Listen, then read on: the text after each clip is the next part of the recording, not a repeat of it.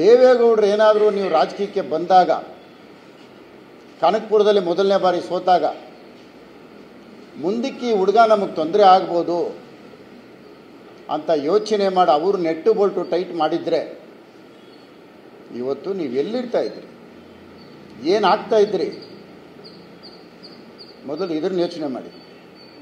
ಜೀವನದಲ್ಲಿ ನೆಟ್ಟು ಬೋಲ್ಟನ್ನು ಪದ ಬಿಟ್ಟು ಆವತ್ತು ದೇವೇಗೌಡರು ನಮ್ಮ ಸಮಾಜದ ಒಬ್ಬ ಹುಡುಗ ಬೆಳೀಲಿ, ಒಳ್ಳೆಯದಾಗಲಿ ಅಂತ ಹೇಳಿ ನಿಮ್ಮನ್ನು ಬಿಟ್ಟರು.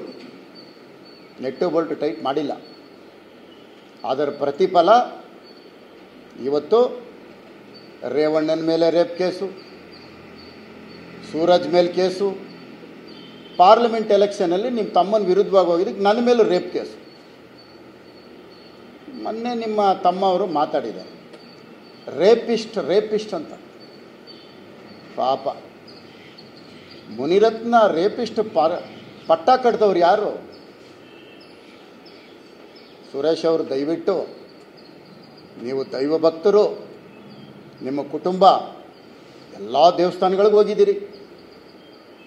ಮೊನ್ನೆ ಯಾವುದೋ ಒಂದು ದೇವಸ್ಥಾನ, ಪ್ರತ್ಯಾಂಗಿನಿ ದೇವಸ್ಥಾನಕ್ಕೆ ಕೊಟ್ಟು ಬಂದಿದ್ದೀರಿ, ಶತ್ರು ಸಂಹಾರ. ಅಲ್ಲಿಗೆ ನಾನು ಬರ್ತೀನಿ, ನೀವು ಬನ್ನಿರಿ, ನೀವಿಬ್ಬರು ಬನ್ನಿ ಸಾಕು. ನಾನು ಕುಟುಂಬಗಳ ಬಗ್ಗೆ ಮಾತಾಡಲ್ಲ, ನೀವಿಬ್ಬರು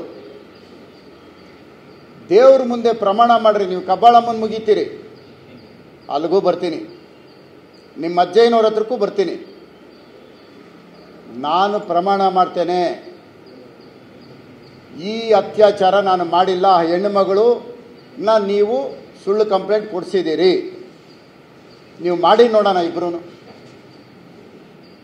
ನೀವು ಹೇಳ್ಬಿಡಿ.